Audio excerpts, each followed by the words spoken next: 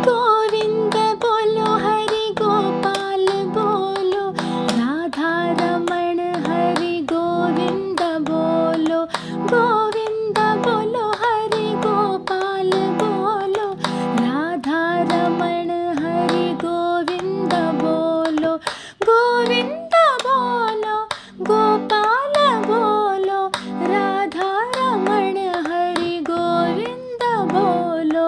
गोविंद बोलो हरि गोपाल बोलो, राधा रमण हरि गोविंद बोलो।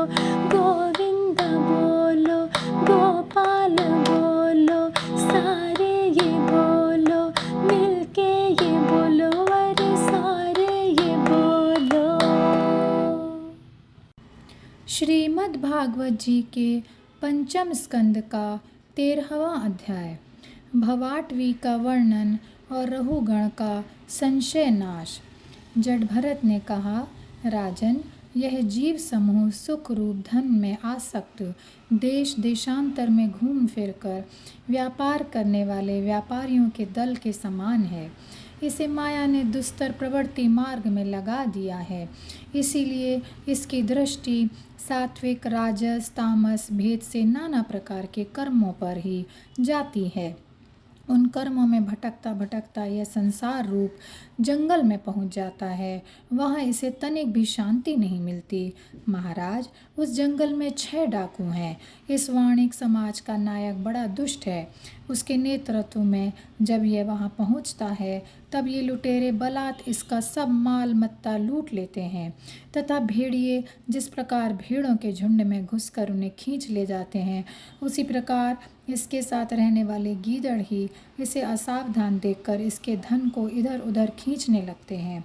वह जंगल बहुत सी लता, घास और झाड़ झंखाड़ के कारण बहुत दुर्गम हो रहा है। उसमें तीव्र डांस और मच्छर इसे चैन नहीं लेने देते। वहाँ इसे कभी तो गंधर्व नगर दिखने लगता है और कभी कभी चमचमाता हुआ अति चंचल अगिया बेताल आंखों के सामने आ जाता है।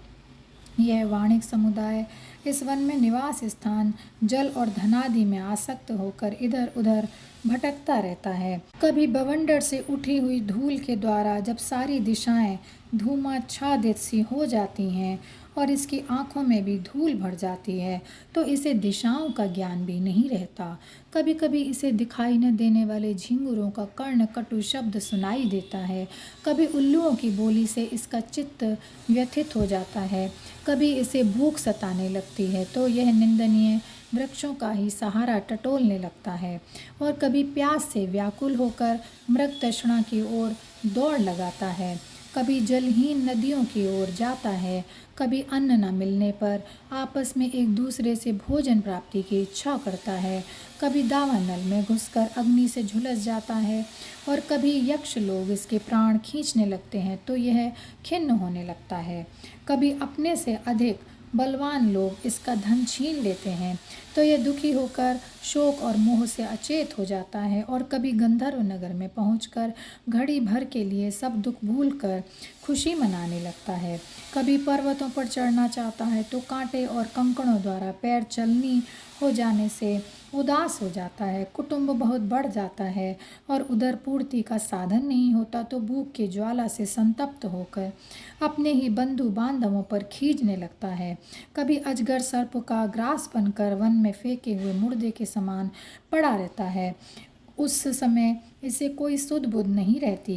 कभी दूसरे विषैले जंतु इसे काटने लगते हैं तो उनके विष के प्रभाव से अंधा होकर किसी अंधे कुएं में गिर पड़ता है और घोर दुखमय अंधकार में बेहोश पड़ा रहता है। कभी मधु खोजने लगता है तो मक्खियाँ इसके नाक में दम कर देती हैं और इसका सारा अभिमान नष्ट हो जाता है। यदि किसी प्रकार अनेकों कठिनाइयों का सामना करके वह मिल भी गया तो बलात् दूसरे लोग उसे छीन लेते हैं।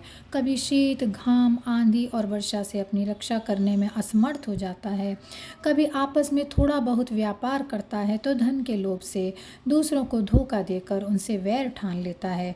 कभी कभी उस संसार विस्तार वन में इसका धन नष्ट हो जाता है तो इसके पास शैया, आसन, रहने के लिए स्थान और सैर सपाटे के लिए सवारी आदि भी नहीं रहते। तब दूसरों से याचना करता है, मांगने पर भी दूसरे से। जब उसे अभिलषित वस्तु नहीं मिलती तब पराई वस्तुओं पर अनुचित दृष्टि रखने के कारण इसे बड़ा तिरस्कार सहना पड़ता है।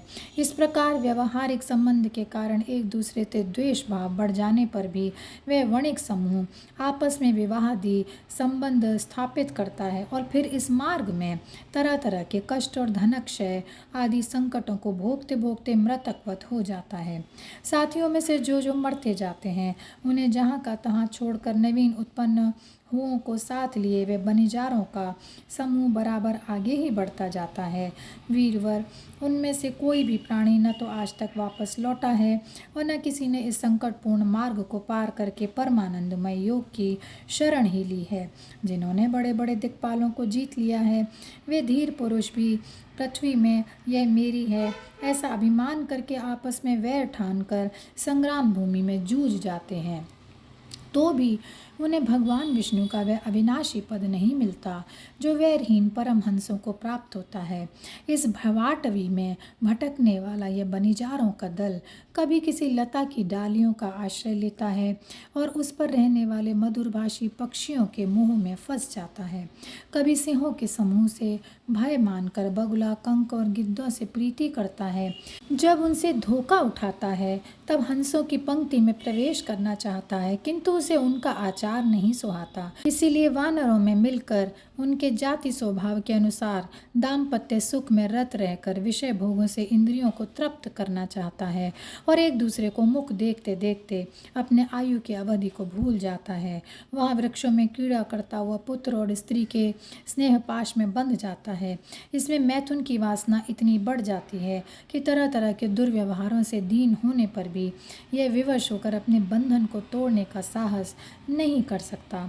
कभी असावधानी से पर्वत की गुफा में गिरने लगता है तो उसमें रहने वाले हाथी से डरकर किसी लता के सहारे लटका रहता है। शत्रु दमन, यदि किसी प्रकार से इस आपत्ति से छुटकारा मिल जाता है तो यह फिर अपने गोल में मिल जाता है। जो मनुष्य माया की प्रेरणा से एक बार इस मार्ग में पहुंच जाता है उसे भटकते भटकते अंत तक अपने परम पुरुषार्थ का पता नहीं लगता। रहुगण, तुम भी इसी मार्ग में भटक रहे हो, इसलिए अब प्रजा को दंड देने का कार्य छोड़कर समस्त प्राणियों के सुहद हो जाओ और विषयों में अनासक्त होकर भगवत सेवा से तीक्ष्ण किया हुआ ज्ञान रूप खड्ग लेकर इस मार्ग को पार कर लो। राजा रहुगण ने कहा, अहो, समस्त योनियों में यह मनुष्य जन्म ही श्रेष्ठ है। अन्यान्य लोकों में प्राप्त होने वाले देवादि उत्कृष्ट जन्मों से भी क्या लाभ है। जहाँ भगवान ऋषिकेश के पवित्र यश से शुद्ध अंतःकरण वाले आप जैसे महात्माओं का अधिकाधिक समागम नहीं मिलता। आपके चरण कमलों की रज का सेवन करने से जिनके सारे पाप ताप नष्ट हो गए हैं उन महानुभावों को भगवान की विशुद्ध भक्ति प्राप्त होना कोई विचित्र बात नहीं है। मेरा तो आपके 2 घड़ी के सत्संग से ही सारा कुतर्क मूलक अज्ञान नष्ट हो गया है। ब्रह्मज्ञानियों में जो वयोवृद्ध हों उन्हें नमस्कार है, जो शिशु हों उन्हें नमस्कार है, जो युवा हों उन्हें नमस्कार है, जो क्रीडारत बालक हों उन्हें भी नमस्कार है, जो ब्रह्मज्ञानी ब्राह्मण अवधूत वेश से पृथ्वी पर विचरते हैं उनमें हम जैसे ऐश्वर्योन्मत्त राजाओं का कल्याण हो। श्री सुखदेव जी कहते हैं, उत्तरानंदन, इस प्रकार उन परम प्रभावशाली ब्रह्मर्षि पुत्र ने अपना अपमान करने वाले सिंधु नरेश रहुगण को भी अत्यंत करुणावश आत्म तत्व का उपदेश दे दिया। तब राजा रहुगण ने दीन भाव से उनके चरणों की वंदना की। फिर वे परिपूर्ण समुद्र के समान शांत चित्त और उपरतेंद्रिय होकर पृथ्वी पर विचरने लगे। उनके सत्संग से परमा तत्व का ज्ञान पाकर सौवीरपति रहुगण ने भी अंतःकरण में अविद्यावश आरोपित देहात्म बुद्धि को त्याग दिया। राजन, जो लोग भगवत आश्रित अनन्य भक्तों की शरण लेते हैं उनका ऐसा ही प्रभाव होता है, उनके पास अविद्या ठहर ही नहीं सकती। राजा परीक्षित ने कहा, महाभागवत मुनिश्रेष्ठ, आप परम विद्वान हैं। आपने रूप गादी के द्वारा अप्रत्यक्ष रूप से जीवों के जिस संसार रूप मार्ग का वर्णन किया है उस विषय की कल्पना विवेकी पुरुषों की बुद्धि ने ही की है। वह अल्प बुद्धि वाले पुरुषों की समझ में सुगमता से नहीं आ सकता। अतः मेरी प्रार्थना है कि इस दुर्बोध विषय को रूप का स्पष्टीकरण करने वाले शब्दों में खोल कर समझाइए। और यहीं पर यह अध्याय समाप्त होता है। जय श्री कृष्णा, जय श्री कृष्णा, जय श्री कृष्णा। गोविंद बोलो हरि गोपाल बोलो, राधा रमण हरि गोविंद बोलो।